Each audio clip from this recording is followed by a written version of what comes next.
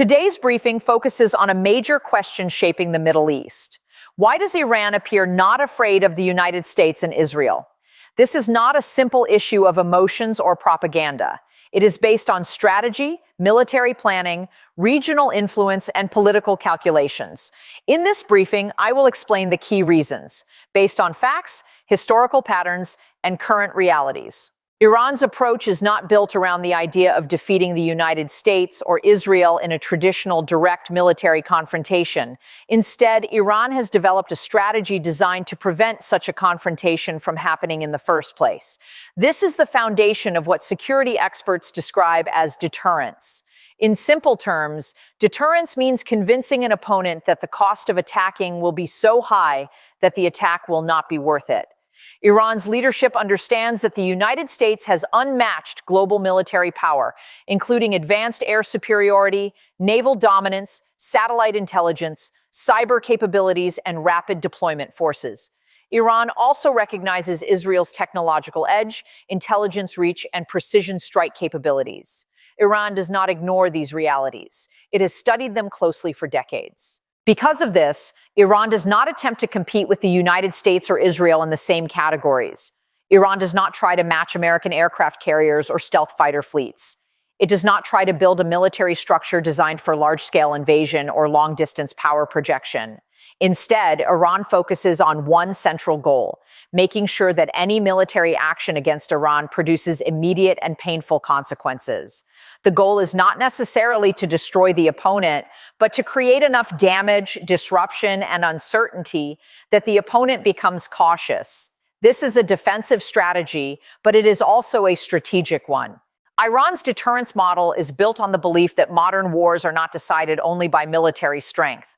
They are also decided by political will, economic resilience, and the ability to sustain pressure over time. Iran believes that the United States, after decades of costly wars in the Middle East, is not eager to enter another open-ended conflict. Iran also believes that Israel, despite having a strong military, has limited strategic depth and cannot afford a prolonged multi-front war without serious internal strain. This belief shapes Iran's posture. It encourages Iran to project confidence because Iran assumes that its enemies may have the capability to strike, but not the willingness to absorb the consequences of escalation. Iran's deterrence is also psychological. It is designed to create uncertainty for the other side. If the United States or Israel considers attacking Iran, they must calculate not only the initial strike, but what happens afterward. Iran wants decision-makers in Washington and Tel Aviv to ask difficult questions. How many missiles could Iran launch in response? How many regional bases would become targets? How would global oil markets react? Would shipping routes remain secure? Could the conflict remain limited, or would it spread? Iran's strategy is built to make those questions impossible to answer with certainty. And in national security planning, uncertainty is often a powerful deterrent. This approach allows Iran to appear confident even when facing stronger powers. Iran does not need to prove it can win a full war. It only needs to prove that it can impose unacceptable costs. This is why Iran's military investments are focused on systems that support retaliation and survival rather than conquest. It is also why Iran often responds in controlled ways, escalating enough to demonstrate capability, but attempting to avoid steps that would trigger total war. In this framework, Iran's confidence is not emotional, it is calculated. It is based on a long-term strategy that treats deterrence as the main shield against overwhelming conventional power. Iran's missile and drone capabilities form the core of its modern military strategy. Over the past 2 decades, Iran has invested heavily in developing a wide range of ballistic missiles, cruise missiles, and unmanned aerial vehicles. This investment was not accidental. It was a calculated response to Iran's recognition that it could not compete directly with the air forces of the United States or Israel. Instead of building a large fleet of advanced fighter jets, which would be expensive and vulnerable, Iran focused on systems that are harder to intercept, easier to deploy, and capable of delivering strategic impact without requiring air superiority. Ballistic missiles are central to this approach. Iran possesses short-range, medium-range, and potentially longer-range systems capable of reaching targets across the Middle East. These missiles are designed to strike military bases, energy infrastructure, ports, and strategic facilities. In recent years, Iran has also emphasized improving the accuracy of these systems. Precision is important because it increases credibility. A missile that can reliably hit a specific military target carries more deterrent value than one that is inaccurate. By demonstrating precision strike capabilities, Iran sends a message that retaliation would not be symbolic but meaningful. In addition to ballistic missiles, Iran has developed land attack cruise missiles. These systems fly at lower altitudes and can be more difficult to detect on radar. Cruise missiles allow Iran to approach targets from unexpected angles, complicating defensive planning. For opponents, this creates operational challenges. Missile defense systems must be layered and constantly alert. No system is perfect. Even advanced missile defenses can be overwhelmed if faced with large salvos launched simultaneously from multiple directions. Iran's drone program has further strengthened this strategy. Iranian unmanned aerial vehicles serve multiple purposes. Some are designed for surveillance and reconnaissance, providing real-time intelligence. Others are armed drones capable of carrying out precision strikes. There are also loitering munitions, sometimes described as suicide drones, which can remain in the air for extended periods before striking a designated target. Drones are relatively inexpensive compared to traditional aircraft. They are also flexible and can be launched in significant numbers. This combination makes them attractive tools for asymmetric warfare. One important aspect of Iran's missile and drone strategy is dispersion. Many launch systems are mobile. Some are believed to be stored in underground facilities. This mobility and concealment increase survivability. If a conflict begins, it becomes more difficult for an adversary to eliminate Iran's strike capability in a single operation. The expectation of surviving forces ensures that retaliation remains possible, even after an initial attack. Another factor is range. Many U.S. military bases are located within reach of Iranian missiles. Israel is also within striking distance. This geographic reality means that Iran does not need overseas bases or aircraft carriers to project power. Its missile forces provide regional reach from its own territory. That reduces logistical complexity and enhances readiness. Together, these missile and drone capabilities change the strategic equation. They give Iran the ability to respond quickly and directly to threats. They create uncertainty for military planners on the other side. Most importantly, they reinforce Iran's broader deterrence doctrine. By maintaining a large and increasingly sophisticated arsenal, Iran signals that any attack would trigger immediate consequences. This capacity for rapid and potentially widespread retaliation is a key reason Iran projects confidence in the face of stronger conventional militaries. Iran's geography plays a central role in its national defense posture. Unlike smaller states with limited territory, Iran occupies a vast land area of approximately 1.6 million square kilometers. It is one of the largest countries in the Middle East. This scale alone creates serious logistical challenges for any external military power, considering a large-scale ground invasion. Distance, terrain, and infrastructure all matter in modern warfare, and Iran's physical landscape complicates each of these factors. The country is defined by mountain ranges, including the Zagros Mountains in the west and the Alborz Mountains in the north. These natural barriers create defensive advantages. Mountain warfare is historically slow, costly, and difficult. Armored divisions and mechanized forces cannot move easily through such terrain. Supply lines become vulnerable. Air support is more complicated. Controlling mountainous territory requires manpower and long-term commitment. For any invading force, this would significantly increase operational risk. In addition to mountains, Iran contains vast desert regions, particularly in the central and eastern parts of the country. Deserts present a different but equally serious challenge. Extreme temperatures, limited water sources, and long supply routes place pressure on invading troops. Maintaining fuel, food, ammunition, and medical logistics across such terrain would demand enormous coordination. Military planners must calculate not only combat strength, but sustainability. A prolonged ground campaign in these conditions would be resource-intensive. Iran's coastline also adds complexity. The country borders the Persian Gulf and the Gulf of Oman, as well as the strategically vital Strait of Hormuz. This waterway is one of the most important energy transit routes in the world. Any military escalation in this region would carry global economic consequences. Iran's coastal geography allows it to influence maritime traffic and potentially disrupt shipping if conflict expands. This geographic leverage acts as an additional layer of deterrence. Population size is another critical factor. Iran has a population of more than 80 million people. A large population provides depth for national mobilization. Even if major cities were targeted, the country retains strategic depth beyond any single urban center. Historically, countries with significant population and territory are harder to defeat quickly. Military history shows that rapid regime change in large, cohesive states is extremely difficult without long-term occupation. Iran's leadership is aware of these historical patterns. Urban centers in Iran are spread across different regions. Tehran, Isfahan, Mashhad, Shiraz, and Tabriz are geographically dispersed. This distribution reduces vulnerability to a single concentrated strike. It also complicates any strategy aimed at decapitation or rapid destabilization. Control of territory in a country of this size would require substantial manpower, potentially over an extended period.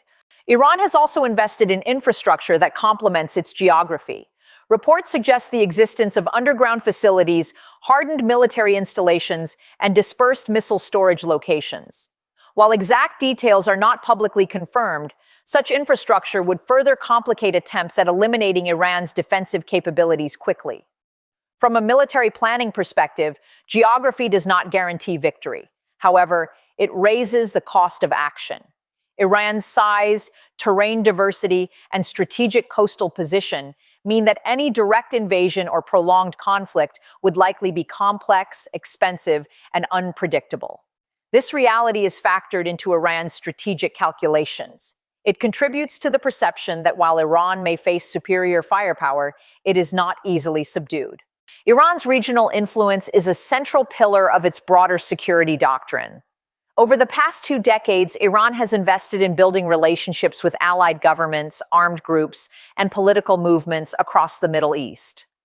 This network is often described by analysts as a system of partnerships designed to extend Iran's strategic reach beyond its own borders. Rather than relying solely on domestic military power, Iran has cultivated influence in neighboring states to create additional layers of deterrence. One important dimension of this network exists in Iraq. Following the 2003 Iraq War, Iran developed strong ties with various Iraqi political factions and armed groups. These relationships provide Tehran with influence inside a country that hosts American military personnel and facilities. In times of heightened tension, the presence of allied groups in Iraq increases the strategic complexity for Washington. Any confrontation with Iran carries the possibility of indirect pressure on U.S. positions in the region. In Syria, Iran has supported the government in Damascus during years of conflict. This support has strengthened Iran's presence in the Levant and given it access to strategic corridors connecting Iran to the Mediterranean. The Syrian theater has also allowed Iran to coordinate more closely with allied forces operating in the region. From a strategic standpoint, this reduces isolation and expands Iran's operational flexibility. Lebanon represents another significant component of Iran's regional posture. Iran maintains long-standing ties with Hezbollah, a powerful political and military actor in Lebanon. Hezbollah possesses its own missile arsenal and combat experience. The existence of this force creates a second front that must be considered in any potential conflict involving Israel. For Israeli planners, the possibility of simultaneous pressure from multiple directions adds to the overall risk assessment. In Yemen, Iran has been accused of supporting armed factions involved in the ongoing conflict. While the extent and nature of that support are debated internationally, the broader strategic outcome is clear. Instability in Yemen affects security in the Red Sea and surrounding maritime routes. These routes are vital for international trade and energy shipments. The potential for disruption increases the regional implications of any escalation involving Iran. This network of relationships serves several strategic purposes. First, it creates geographic depth.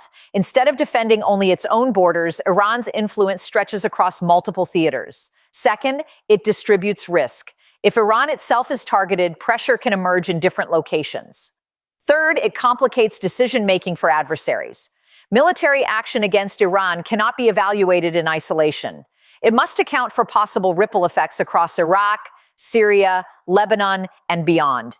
It is important to note that these alliances operate within complex political environments. Each partner has its own domestic priorities and constraints. However, from Iran's perspective, the broader structure enhances deterrence. The knowledge that a conflict could expand into multiple arenas increases uncertainty for opposing forces. Multi-front scenarios strain logistics, air defenses, and political stability.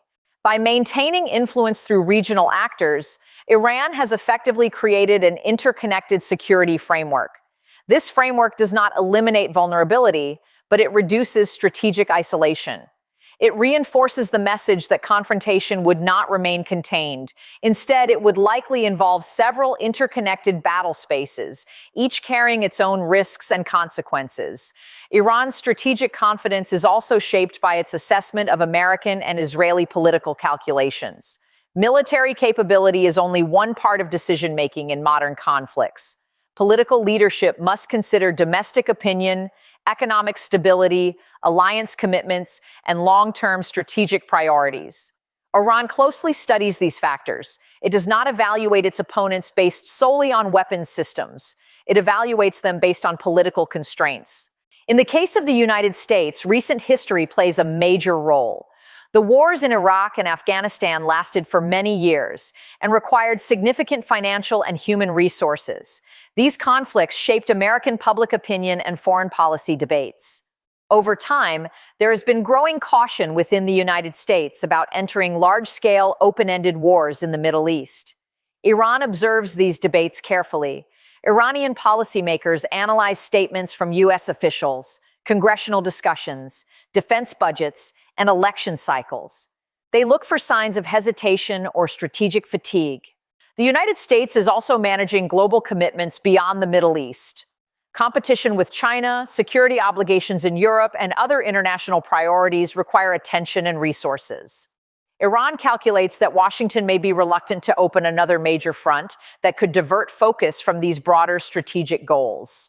Even if the United States has overwhelming military strength, the question is whether it would choose to apply that strength in a sustained campaign against Iran.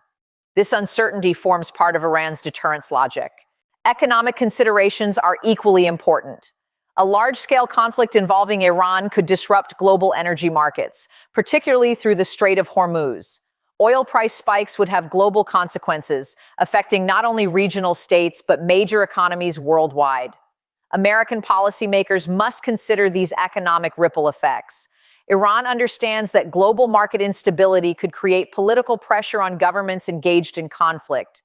This awareness contributes to Tehran's belief that escalation will be carefully weighed by its adversaries. Israel's calculations are different but equally complex. Israel possesses advanced military capabilities, including precision air power, missile defense systems, and intelligence networks. However, Israel is geographically small and highly urbanized. Much of its population and infrastructure are concentrated within limited territory. This creates vulnerability to sustained missile attacks. Israel must consider not only military effectiveness, but also civilian resilience and economic continuity in any prolonged conflict. Israel also operates within a regional and international diplomatic environment. Military actions can carry diplomatic consequences, affecting relations with neighboring states and global partners. While Israel has demonstrated willingness to conduct targeted operations, the scale of action required for a full confrontation with Iran would be significantly larger and more complex. Iran assesses that Israeli leadership would evaluate these risks carefully before initiating a direct, prolonged war. Iran's leadership therefore believes that both Washington and Tel Aviv operate within political limits.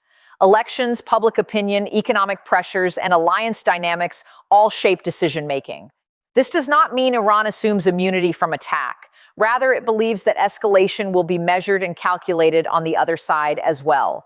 That belief reduces the likelihood, in Iran's view, of an immediate full-scale confrontation. It reinforces the idea that strategic patience, combined with credible retaliation capability, can deter adversaries who must balance military power with political reality.